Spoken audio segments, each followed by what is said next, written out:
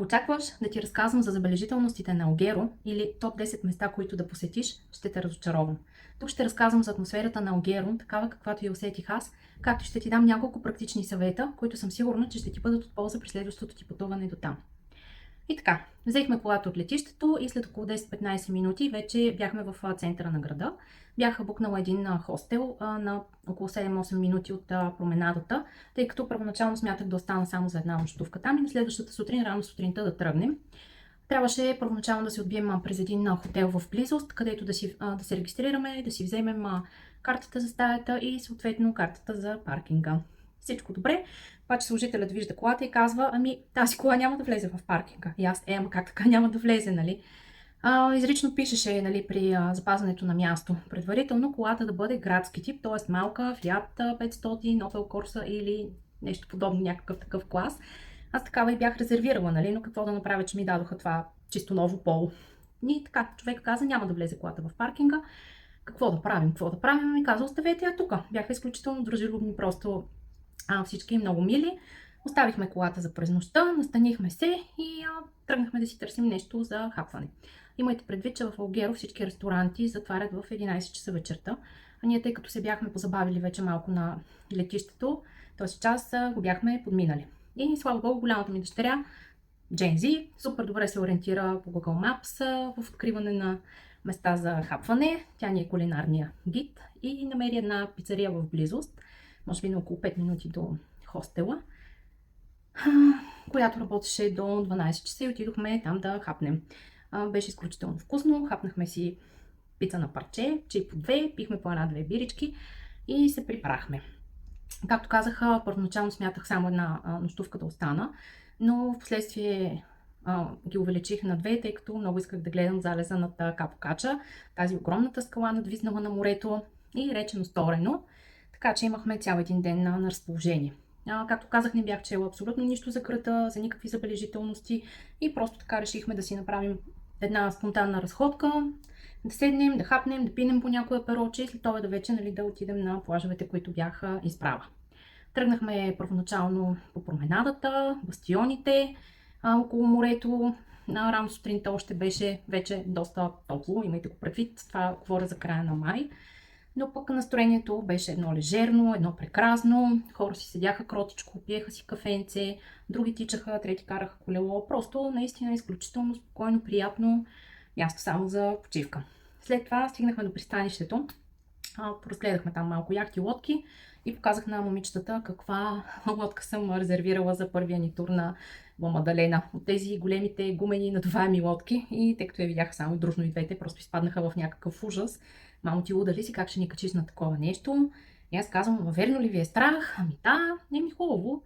И нали, канцелираха резервацията и резервирах една малко по-голяма лодка, която пък включваше и обяд. Но с тия неща ще ви говоря вече в видеото за туровете на Ла Мадалена. Продължихме в Стария град. Уличките бяха изключително приятни, кокетни. Някои бяха много цветни, с знаменца, сакси, нали, лампички, шарени витрини, магазини за сувенири, докато други пък бяха така само кълдъра. Чисто тесни кълдърамени улички с високи каменни къщи и нищо друго. Така имаше доста големи контрасти. Нали, самото градче не се слави с нещо, кой знае какво, нали, като забележителности да гледаш, но както казах пък, атмосферата е изключително приятна и много лежерна. Интересна е катедралата, която е с така открояващо се кубе от цветни такива мозаични елементи направени. Ще го видите още отдалеч. Много ми заприлича на една такава, каквато бях виждала в едно провансалско село. Друго, което може да видите, музей на коралите има. Той самия град се нарича града на коралите. Ние така и не стигнахме до него. Просто, както казах, искахме да си направим някаква лежерна, приятна разходка. Места за хапване има много. Имайте предвид обаче, че обедното меню се сервира до 3 часа. След това вече чак след 6-7. Нали, ако сте гладни в този интервал, просто да го имате предвид. В самия град има един огромен Lidl и още един магазин, който не му помня името, ще си го видите на картата. Така че, нали, ако сте за по-дълъг период, смисъл ще ви бъде доста удобно. Цените в Lidl бяха двойно или дори тройно по-ниски от тукашните. Имаше неща, които струваха центове. Нали, а тук за центове съм виждала единствено тия земалките, малките хлебчета, които се продават. И така де, както и де. Разходихме се, нали, обиколихме центъра, седнахме да хапнем, някои закусваха, други пихме аперол. И така много, много приятно се получи. След това отидохме до два плажа, които предварително бях набелязала. Ле Бомбарде и Лазарете. Намират се съвсем близко така един до друг.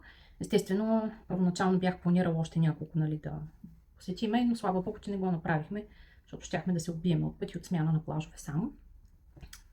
Така. Първия плаж, пристигаме там, нали, паркираха колата с 300 зора, края на май месец, вече беше някаква страшна лудница, нямаше къде да хвърлиш игла, но намерих си едно място, оставих колата. Имайте предвид, че през сезона тези паркинги са платени. И така спуснахме се от височината надолу вече към плажа, морето се показа, така отгоре изглеждаше наистина впечатляващо. Първата синя вода, нали, на която видяхме в Сардиния, едни бели лодки, едни зелени там листа и бугенвили около заведенията покрай плажа. И много така, много впечатляваща картинка, много хубава беше, докато не стъпихме на самия плаж. Значи, такова нещо съм виждала единствено в Каси, Франция. Чадър до чадър, хавлия върху хавлия, човек върху човек, просто толкова много хора имаше, дори не беше и сезон. И така, настанихме се на хората, обаче това нещо, нали, далеч не им пречи, че не влизаш в личното пространство, нали. Просто си застават където има място, слагат си хавлийката и лягат да си плажуват. Така направихме и ние. Водата беше кристално чиста, прекрасно синя, една идея по-хладна, нали, от водата, нали, на която сме свикнали, обаче беше изключително пък освежаваща и много приятна, така че имайте го предвид това нещо. Сега не знам през юли, август, вероятно сигурно ще е по-топла, но както и да е. Така, плажа ми хареса като цяло, въпреки нали, цялата тая навалица, която беше. Условно мога да го разделя на 3 части. В едната част, тази централната, където се бяхме настанили ние, както казаха, имаше такава зона с чадъри и шезлонги, обаче не стояха заблучени, нали, така статични, ами когато искаш, просто идваше човек, който ти ги носеше и ги слагаше. И реално, нали, нямаше тая гора, както тук по нашите плажове се вижда. В едната част имаше нещо като мини хотелче или аз не знам какво. В третата част от самия пясък беше скалисто, но там пък беше най-хубаво и най-приятно, защото беше най-малко пренаселено и беше най-малко живописно. Следващия плаж Лазарете, той около 5 минути с кола може би беше до този. Нямаше живо пиле на него. Бяхме само ние и едно момче и едно момиче. Нищо особено като плаж, но много тих, много спокоен. Имаше, така предлагаше много хубава гледка към Алгер. Нали? Това са ми впечатленията към него. И в един момент на мен ми писна, защото аз не съм свикнала да се излежавам по плажове и някакси не ми е приятно. Се трябва да има нещо да правя и да върша. Просто не мога да се отпусна и да лежа. Хайде да тръгваме към Капо Кача. Дали да гледаме залеза. Нещото, заради което останахме още един ден. Спалих колата, минахме покрай някакво селце, почна пътя, нали, вече да се изкачва нагоре с завои и в един момент просто видях какво предстои по една отвесна скала един път, който така прорязва дърветата буквално. И аз казах, не, аз тук не искам да карам. Страх ме, просто аз съм с височинен страх, нали, за камък, но не се бях подготвила психически, но за тук не, просто не очаквах, нали, че ще е толкова стръмно и толкова безумно и казах, момичета, сори, обаче. И те казаха, нас ни е страх, хайде обръщай колата и ще тръгнем. Хубаво, да има някъде да обърна колата. Но там пък точно беше разклона, нали, където единия път продължава към Капо Кача, другия път към... има такава гледка отгоре, нали, към морето и оттам вече се спускаш към пещерата на Нептун. И казах, излезе от колата. Да гледаш отгоре, дали няма да дойде друга кола. Или просто да дадеш знак докато обърна. И тя каза, ти луда ли си? Аз казвам, нямам друг избор, просто това е единствения вариант, нали, да обърна. И така, обърнах колата. Добре, че нямаше мъжко присъствие с мен, защото, нали. Да, но всичко беше наред. Слязохме надолу, намерихме си някакъв произволен плаж, просто където спряхме. Там си гледахме залеза и се прибрахме в Алгеро. За новата част да ви кажа, тъй като я минахме, нали, през вечерта, направи ми изключително приятно впечатление. Променадата беше доста оживена, доста млади хора имаше, доста заведения. Наистина така място пълно с живот. Така че ако решите да останете там, няма да сгрешите. Пък и там реално се предлагат апартаменти, хотелчета от по-такъв мини тип, нали, за по-дълги престои, особено нали, ако сте с по-малки дечица. Аз съм дала такива предложения в статията ми, къде да отседнем в Алгеро, така че може да я разгледате, ще ги оставя в текста, в дескрипшъна на това видео. И така, прибрахме се и отидохме да вечеряме в едно заведение, което си бяхме набелязали още по време на обяда. Изключително симпатично, значи още Алгеро, атмосферата е невероятна, всичко е огряно от лампички, приятна музика, бърборене на хората, движение, аромати и каквото още се сетите. Наистина впечатляващо. Но пак казвам, имайте предвид, всичко работи до 11 часа. Джелатерия имаше така няколко доста хубави, които ми направиха впечатление. Имаше един магазин с бомбони за децата, нали, ако сте с дечица, направена под формата на някаква приказка, така беше интересно да влезеш вътре и да го разгледаш. И в общи линии за Алгеро това. Значи, ако решите да оставате повече дни, няма да скучаете определено. Какво може да правите? Може да се качите до Капокача. Ако не ви се качва, може пък с лодка, нали, да направите обиколка на носа в морето. Може да посетите пещерата на Нептун, която така по същия начин, нали, с лодка може да отидете и да я посетите. Другия вариант е с кола, но пък така имате едни около 600 и не знам колко стълби бяха за слизане и после закачване. Първоначално го обмислях, слава богу, че не го направихме и това нещо. Какво друго предлагат? Може да отидете да гледате делфини, особено ако сте с малки дечица.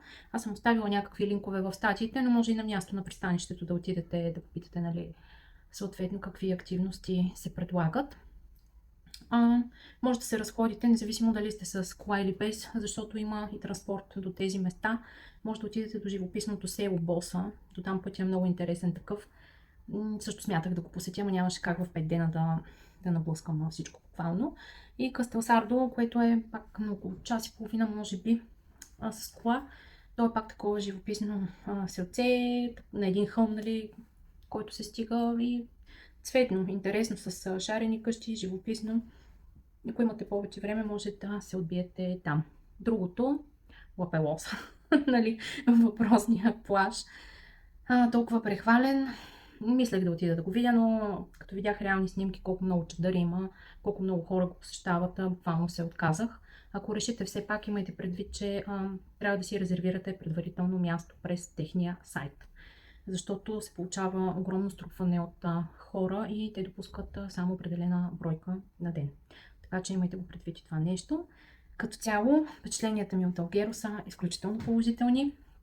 Имах точно такъв тип почивка, лежерна атмосфера, небързане, без стрес, без нищо. Така че препоръчвам, ако сте ръце. Ако имате въпроси, питайте. Оставям линкове към всички статии по темата, които съм публикувала. Надявам се да са ви полезни. Абонирайте се и следващото видео ще бъде за Коста Смералда. Така че чакайте. До скоро. Чао!